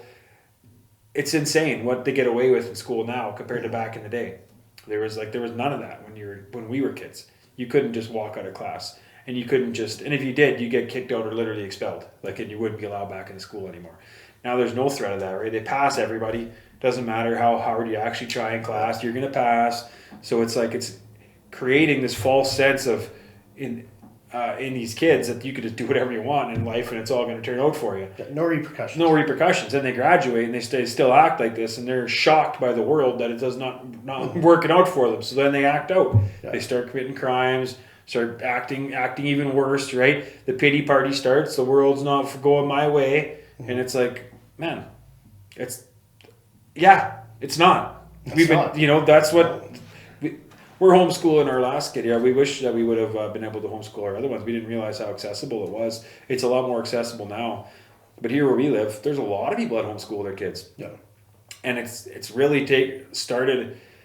Lots in the past few years because of what the schools have turned into, man. It's they're just indoctrinating the kids into this nonsense, right? They care more about I don't even know the best way to describe it, but back in the day they used to teach them the ABCs and the numbers. That's what you went to school for. Now that's the last concern of the schools. They're trying to teach you how to behave. The behavior. It's like the behavior starts at home and the beliefs start at home. That's what matters. It's like that's the parents' job to teach them, and not the school's job. I don't get to spend the whole life trying to mold my kid into a good person with strong beliefs and stuff, and then I'm going to send him to school, and it's just going to be getting that we're bad people for doing that to him. You know what I mean? Like, oh no, you can't have strong opinions on things. You're a kid. You need to be accepting of everything, this and that, and the other thing. And it's like, and if you do have strong opinions, they got to be the ones that agree. That's right. They got to be the ones that agree. Yep. Yeah. You can't be an outsider and think about think anything. I hate to even say this, but any conservative ideas. Yeah. You can't be conservative and be I don't think you can be a conservative teacher. No. I think it's very difficult nowadays to. I mean, if you're trying to fight their system from the inside. Yeah. And I don't know any. Let's just put it that. I don't know any conservative teachers. I don't know any either. None of the people that I know. I think the last one was Jordan Peterson. He doesn't teach. Yeah, exactly. They pulled his credentials. Yeah, because he was a conservative. So I've had our kids been in school. I got one who's graduating this year, one who's graduating next year, and then we got autumn. But I've known a couple different schools here now, and that they've been to and stuff. And I don't know any conservative teachers, man. No, they're all left. Every one of them, man. And if they are conservative, they certainly don't talk about it. Yeah. They don't talk about it at all, man. They keep that to themselves because it's not an area, they need their jobs. Yeah. And I don't think that, it's funny because, I think that if somebody spoke out with conservative ideologies, a teacher, they'd get fired. I think so too. But the left does it, and it's like, good for you, know. I didn't know any of my teachers back in the day, didn't know what their political ideology was. Yeah. I had no idea. Because it wasn't important. What was important was we teaching us. didn't talk about that. Yeah, we didn't talk about that stuff. And that's the thing too, is when I was a kid, you didn't know what anybody was. No. Nowadays, you know what everybody is. Yeah, exactly. And that's all they care about talking about. Everybody's on a different side of a fence now. We used right. to all just hang out at the fence. Yeah, that's right. And now we're so far off in left field and right field with the fence in the middle with nobody there. Yeah. Right? So, and you didn't know what anybody was. I didn't know how my parents voted. No. My parents never told me how to vote. No. I never heard the teachers talking about it. It was just you voted for who you voted for. Yeah, they would talk about in school, in social studies and stuff, talk about, what the left was and what conservative was and what liberals were. And the teacher wasn't like, this is the right one, by the way. Yeah. Yeah, if you're voting for conservative, you're a racist, by the way. Just so the people that agree with this, yeah, they're transphobic, they're homophobic, they're all this shit, because that's what they do nowadays, man. They try to dehumanize conservatives by making them sound like they're terrible people, right? And it's like, that wasn't acceptable when we were growing up. Why it's acceptable now, I have no idea. Oh. Sorry, I was going to log in the messenger here. New phone, so I haven't logged in yet. I'm going to have to do that later. Mm-hmm. Did I tell you about somebody sent me a message to my Good Man Initiative? Well, that was when you posted, didn't you? Yeah. You said like bigot, racist, misogynist. I literally put up positive things about masculinity mm-hmm. and about building strength. That's never a bad thing. Yeah. Ever. Yeah. Yeah. And this person's just it's disgusting that there's people out there like, who is that person? I'd like to know how horrible their lives are. Oh, somebody pointed out there, they're like, they forgot Nazi. little laughing. Yeah. Right? Because that's, that is another thing that really bothers me about how things are going now with the way that people treat conservatives. If you're a conservative now, you're a Nazi. Yeah. Right? This whole idea of just grouping a group of people into this something that's absolutely horrible because you don't like their beliefs. Mm-hmm. And by the way, Nazis were left. Yeah, Nazis were left wing. 100% socialists, nationalists. Yeah. Socialist national. It's literally in their name. Yeah. They were left wing. So it's just funny how they turned it all over. Yeah. They never say anything about the socialist part of the Nazi, right? That's right. It's only the nationalist, which nationalism is just basically being very, very proud of your country. Yeah, there's nothing wrong with nationalism, man. When Donald Trump says America first, that's nationalism. That's right. Right? When Justin Trudeau now says Canada first, well, what he really means is Justin Trudeau first. Yeah. And that's not nationalism. Yeah. Because he's faking it. Because That's he's right. never been Canada first. No, never been Canada first or pro-Canada. He's pro-globalist, right? That's him. Yeah. He wants to be... He wants no borders. Yeah. The reason he never fought against borders is because he wants no borders. Yeah. And in a utopia... Sure, Nate. Yeah. If we could all just make stuff up and be in Magic Land, and be in a utopia where we were all one thing, sure, man, it sounds great. That'd be fun. One world government sounds fantastic, but it's not realistic ever in our lifetimes or in our kids' lifetimes. No. The amount of difference. That's why we have different countries, because people believe in strongly in different things. in over in the Middle East, like they have a lot of strong beliefs in Muslim tradition and stuff, and in Israel and stuff too. It's like kind of right in the heartland there. They got a strong multiple. They got Christian, Muslim, Jewish. It's like man. There's a lot of people that nobody's believing any less in their side. So it's like it's nice that there is different areas of the country. Like if you believe strongly in this way of believing, this way of thinking, you can go live there. Yeah. And they're going to believe exactly what you believe, and it's like you're going to be able to live the way you want to live. In Canada, it's supposed to used to be a Christian country, but we've got a lot of people come in who it's not really their baseline to be Christian, and it's like I get that, but you still should be coming and treating Canada like you want to be the values that are here. Yeah. But that is the thing why I think like the world is good too, because you're never going to get a collective where everybody agrees with one thing. They're not going to agree with one religion. They're not going to agree with one government. It's just not going to happen. No. There's certain ways of the traditions and stuff that are in different countries that they like live in a certain way, and that's why they're going to stay there and live that way. If somebody walked in right now and just took all of us and dumped us all in the middle of Russia and said, you all got to get along, build one nation out of all of you. And we're all there, right? Everybody in the world's there. Within 30 days, half of us would have been killed by the other half. Yeah, exactly. And we would be in the middle of a massive war because it will never work. Yeah, this won't work, man. If you look in the Middle East too, you were mentioning too about, there's all those different groups there. Not a lot of people know this because it's not widely publicized by the liberal media in North America. But in those areas, in the Middle East, the people that are Christians are by far the most persecuted religious group in the world. Yeah. Like they're killing them in the streets, they're stoning them. It is the stuff that you hear about in the Bible, they're still doing that there. Yeah. Right? The stuff that you hear about throughout history that you go, oh my God, I'm glad we grew past that and we're better people now in a better society. No, that stuff still happens there. Yeah. And they're doing it to Christians. Yeah. Yeah, man.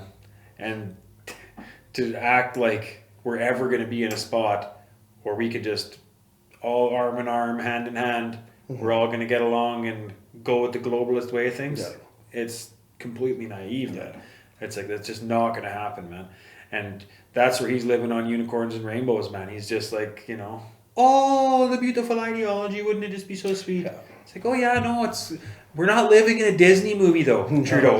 How about we be realistic about what we're dealing with here? These are real people who really don't believe in the shit we believe in here in Canada. You know what I mean? They believe in stoning people to death who think the opposite way of them. You know what I mean? We're not there. I disagree. We like to agree to disagree here in Canada. Yeah. It's like, okay, we can think about different things. As long as our country stays the same, we can do that, even though that's changing too. But it's like, man, we try to bring everybody all together under the same rooftop. Just like Nate said, it'd be absolute anarchy, man. It'd be chaos and carnage. And it's just not going to work. You need to have these different areas. That's why I don't believe in the globalist way of thinking. No. And that's what everybody's like, oh, we're a multicultural country. We're all this and that's. Like, I get that. But what we need to be is Canadians. Yeah. And that's. I think if you find too, the more hardcore people that we add to this multicultural, I have no problems with multiculturalism. No, multiculturalism is great. I agree. I mean, if you, like I said, if you wanted to, if you came here from Afghanistan and you opened up one of your, I don't know anything about Afghanistan cuisine, but if you opened up a restaurant that did Afghanistan cuisine and you invited me to come there, I'd be like, yeah, sure, I want to try it. I want to try it out. Right? You want to play your music for me? Yeah, sure, I'd love to hear it. So multiculturalism is not the problem. The problem is that when you get people who believe very strongly that their culture is vastly superior to your culture, and then they come to your land and they're like fighting you. Yeah, exactly. Like that's the problem. We need you to eradicate you so our culture can sprout up here and be the predominant culture and stuff. It's like, well, no. Like that meme that says, the place that I came from sucked, so I came here, and now I'm going to turn here into the place I came from. Yeah, exactly. It's like, well, no, your place still exists. Go back there. Yeah. Yeah, we live in a... And that's not even saying, leave our country, we don't want you here. No, it's not saying that. Just get along. Exactly, man. Like, really, that's all we're saying. When we're saying that, we're not saying we hate everybody and you need to leave. We're saying just get along. Yeah. Like, just show some basic human decency so that you can get along with your neighbors and not fight in the streets. If you want to have your own beliefs, fine. Mm-hmm. That's perfectly fine. That's perfectly okay. But let's not beat each other in the streets and light each other on fire. Yeah, and shout death to Canada and all that stuff. It's like, no, like, we get along here. We all could have different points of view and different beliefs and different religions. But you're not going to persecute other people's religions and stuff like that. That's just not how it works, man. That's not how it works here. Yeah. You know, it might have been how it worked where you came from, but that's not how it works here. And that's what's something that's got to change. Yeah, because like Nate said, like, I'm 100% for multiculturalism and having people here. I love talking to new people, man. That's like one of my favorite things to do. And just find out their experience and how they think about Canada compared to where they came from. Does it live up to the expectations of what they thought they were going to be getting? And most of the time, by the way, it doesn't. Most of the time, everybody I talk to is shocked at how much it costs to live here. Yeah. The taxes and everything else, so they just can't believe it, right? Because I think that they get this image of Canada that it's going to be this free hippie way of living and stuff, right? And it's like, well, it kind of is, but it's like, because of how the policies have been in place, it's like incredibly unaffordable to live here now. Somebody's got to pay the bills. Yeah, that's right, man. Right? It comes right out. It's basic economics. Yeah. Which is a problem for the left. They believe that budgets balance themselves, and that printing money makes everybody rich. Solves everything. Yeah, they never heard of inflation. Yeah, so it's weird to them how this works, but at the end of the day, the bills have to be paid, and we've been paying them at a minimum. You know, we talk about how badly taxed we are. If we were to be taxed enough to actually pay for what the government's doing, we'd be 90% tax bracket. Like literally, you take $10 home at the end of the month. Yeah, and unfortunately, we've been paying for all that with more and more printed money, and the bills come and due. And now we're just paying the interest. Yeah, like that's all the government can do, is just pay the interest off, man, because we're so in debt. It is a horrible, horrible situation. Yeah, it certainly is, man. Right, and then I don't understand this whole liberal idea. I know I'm going after the liberals and the left quite a bit here, but when I talk about the liberals and left, I'm talking the far. Yeah. Right? We're not talking about the people who are closer to the center. We get along with those people. That's right, yeah. People who are just like reasonable human beings I get along with. Yeah. Yeah. The people who just go along with all this other crap, I don't see that. You know, it's like... And it's like, even when I just go back to what I was just saying, when I said, all that we require of you when you come here as somebody from another country is that you just come here and get along. Just get along with us and don't fight. Yeah. Right? That is, if you stop and think about that for a second, that is 100% a perfectly logical thought work for how it should work. Yeah, reasonable expectation. Logical. Yeah. I say things like that and people are sending me messages calling me a bigot. Yeah, makes no sense. Right? What? So am I supposed to be saying, come here and fight with me? Yeah. I'll stand here and let you beat me. Yeah, that's basically Is that what they want? Be like, what can I do to get you over here? Let's turn Canada into wherever you came from. I got no morals. I don't stand for anything. Yeah. Yeah, whatever you say, I'll say the same thing. Yeah. It's like, no, you need to have a mind of your own and voice of your own still. Yeah. You know, but people just need to understand that we're living in a planet that has billions of people. So, you know, there's going to be lots of people that think differently than you. They're going to disagree with you. So it's like, if you're here in a multicultural country and you can't fathom that somebody else doesn't think the same way as you about something, you're probably in the wrong place. Yeah. You know, because there is a place that has one-sided thinking where you can go. You know what I mean? So it's like, yeah, we got many ways, many different cultures, many different religions here.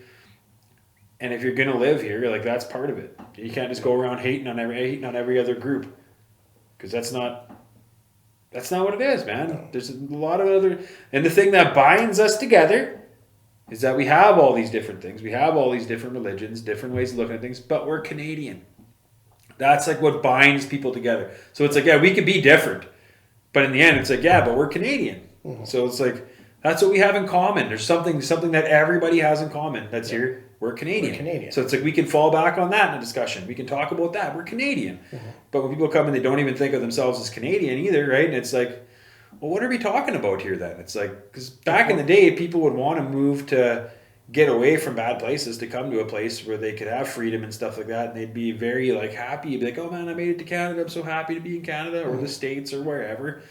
But it's just changed, right? It's like, it's not like that anymore. It doesn't seem like people come to, maybe it's just because travel's so easy that it's like, it's not that big of a thing to move to another country anymore. Like back in the day, it was like, holy shit, when people's grandparents are coming over on a boat, you know, with like $8 in their pocket, no way of getting home.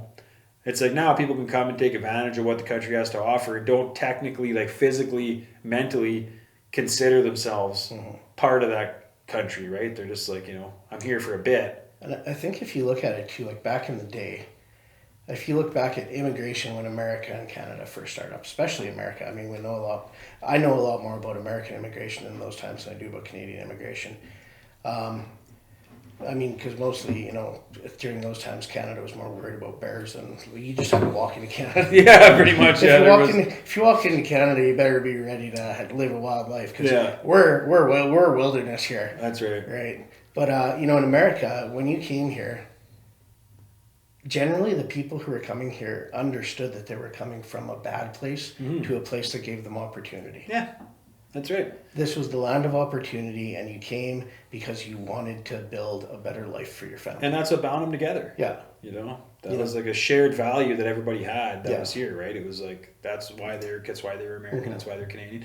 And that's not, and I'm sure there's lots of other countries that have that proud way of thinking too, right? And it's like, that's got to be like the counterbalance that balances the country out, that everybody has that. It's like, we're all different, but we all have this in common. So let's all fight for this to keep this great country going.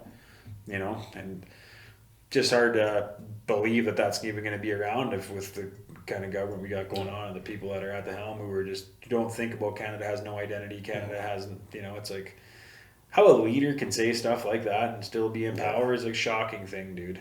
It is. And it's shocking how many people went along with it. I know. All the Liberal MPs did. Yeah, all the Liberal MPs. Yeah, nobody stood up and be like, hey, he didn't mean that. Even try to like back him out of it. Like he didn't mean what he was saying there. Of course, Canada has an identity. Yeah. No, didn't even say that. Like, walking around with his global citizen shirt. Oh my God. I mean, you know, we all have. I don't know if you guys are into Star Trek or not, but Justin Trudeau is a huge Star Trek fan, a Star Wars fan. And Star Trek has that idea that, you know, we became one government on Earth and we became peaceful and there was no wars anymore. We're just this one big global government people, and then we're part of this Federation of Planets, right? Yeah. But even that show understood that it was not possible to get there from where we're at. Yeah. So in the show, if you look at the history of that show, they had a nuclear war that killed most of the people. They made superhumans, and then they had to fight against them because they tried to take everybody over and kill everybody. And then aliens had to come and actually meet with them until finally they said, now they've been beaten down, nuclear wars, fighting against, you know, Superman, and now aliens show up and they're like, and they're still in the midst of having warlords, and you know, and they're like, oh, we better get our stuff together, right? Yeah, quit fighting over this stuff together. Yeah. And I agree. Like, I think that's what it would probably take. Is like an alien invasion. It would take some. I mean, Reagan said that back in the day. I don't know if you ever heard that. Ronald Reagan said that. He's like, I think it would be amazing one day. He's like, if an alien invasion happened. Yeah. He's like, how all of a sudden all of our trivial differences would go away. Yeah. You know, and we'd all be one. We'd realize that we're part of one family. You know, and it probably would happen like that. You know, or we'd be like, man, there's a lot bigger shit to be worried about. Yeah. Than all of our trivial stuff here. Like, let's band together. You know, what can you guys help us with? What can we help you with? Let's start getting together here. You know. And maybe that would happen, but it's like, unfortunately, we have nothing now that requires us to work together. Yeah, we have nothing that's binding us for any benefit for us all to work together. It doesn't seem like we're far more worried about our differences than what we need to do to help each other. That's right. And I try to teach people on my Good Man Initiative page that what we need to do is we need to help up our fellow man, right? But it's easy to do that when you're one person helping another person up. And even some people find a huge amount of difficulty with that, right? Yeah. That, like, a lot of people like to go, oh, that person's coming up too quick, and push them down. That's right. Yeah. And that's hard enough to get single people to do. But when you get people in groups in a mob mentality, you do not get peace. No. It doesn't matter how much you want peace. And that's the thing that people don't understand. It doesn't matter what you want.